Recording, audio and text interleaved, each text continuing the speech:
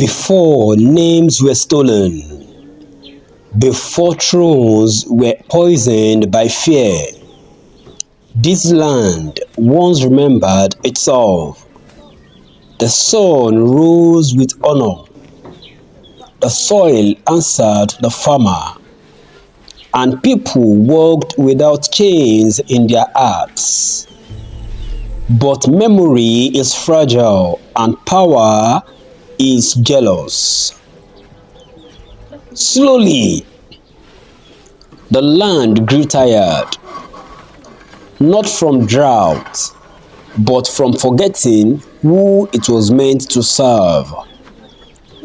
The strong were remembered, the weak were erased. Kings rewrote history. Elders learned to whisper instead of speak. Warriors forgot who they were meant to protect. Titles grew louder than truth, and fear sat comfortably on the throne. The poor were no longer seen. The unseen were no longer counted, and the forgotten learned to survive in silence. Yet, one prophecy refused to die. Buried beneath dust and denial, it whispered, "When the world forgets its soul, one without a name shall rise." The elders laughed, the kings mocked it, and the people stopped believing.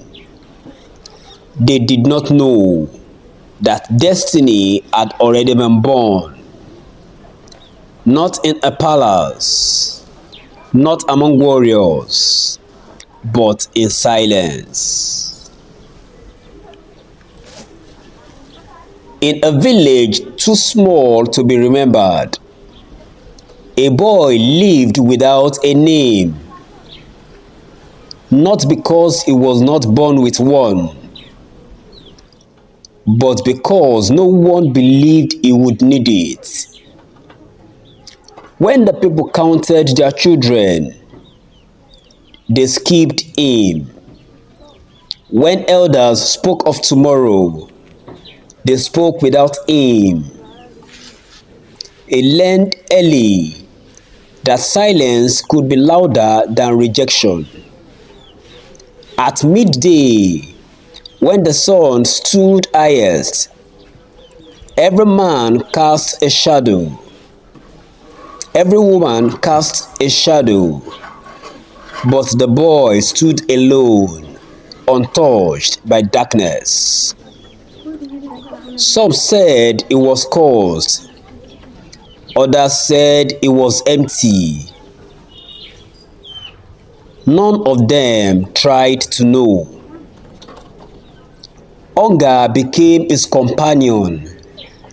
Silence became his teacher. Fire would not burn him. Animals did not fear him. And the wind followed him like an old friend. One night, beneath a sky heavy with stars, the boy spoke for the first time. "Why do they not see me?" The wind moved through the grass. The stars remained silent. After a long while, he said, "Then I will wait." The world did not collapse.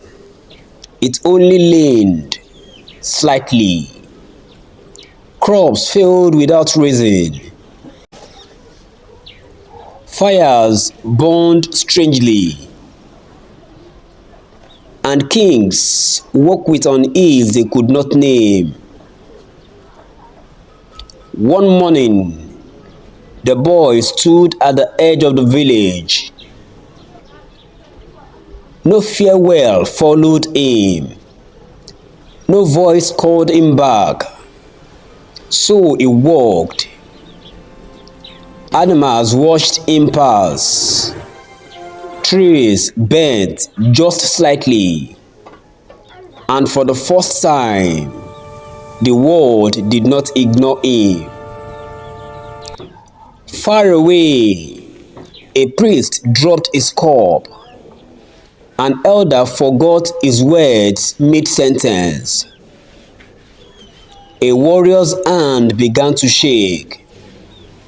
Something unnamed had begun to breathe. That night, the boy dreamed. He stood before the throne. No crown waited for him. Only a voice without a mouth said, "You are not late." The oldest elders felt it first, not as a vision, but as a memory returning without permission. Names once erased began to whisper again. In a market he did not know, a woman looked directly at him, just once, and screamed. Word spread faster than truth. Some said it was death. Others said it was judgment. No one said it was a child. The kings gathered. Thrones do not fear rebellion. They fear remembrance. So the hunters were sent. Not the bravest, not the kindest, but the most obedient. The boy stopped walking, not in fear, but in recognition. The hunters did not chant. They did not boast. They followed others as men follow graffiti. The boy did not flee. The spear flew before permission could be questioned. The word inhaled. The spear did not pierce him. It did not break. It forgot what it was meant to do. Fear became panic. One man ran. Another dropped his weapon. None remembered why they came. The boy looked at his hands, not as weapons, but as questions. And somewhere, something old opened his eyes. The forest did not recover quickly. Birds waited before singing. Leaves waited before falling. Elders opened forbidden records. They did not speak the name. Names have power, and this one was buried for mercy. The boy did not hear the name. He felt it, like a door opening inside his chest. The kings understood then. Killing the boy would not end the memory. It would release it. The name did not return fully. It waited, as all powerful things do. Rivers changed their paths. Fires refused certain ants. Children dreamed of things they were never taught. Some said, "This is a curse." Others said, "This is justice." Most said nothing. Silence once again took a side. The kings sent gifts, gold, titles, apologies. The boy did not move. That was his answer. Then a woman stepped forward.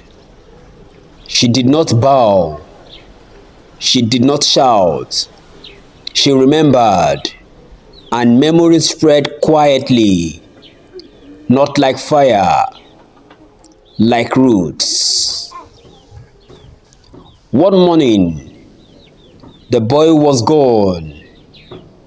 He had not vanished, he had finished. The world did not fall apart. Rivers kept their course. Fires burned honestly. Some kings stepped down. Others learned to listen. Elders spoke without whispering. And in the place where the boy once stood, grass grew differently. Not brighter, not taller, just honest. The boy had never come to be followed. He came so the world would remember how to walk on its own. Names are for those who need to be called. He was already answering, and so were they. If this story made you pause, if something in it felt familiar, then you are already remembering. Subscribe for stories that awaken what the world tries to forget. Like this video so this memory reaches others. And comment what moment stayed with you the longest. The story may be over, but the remembering continues.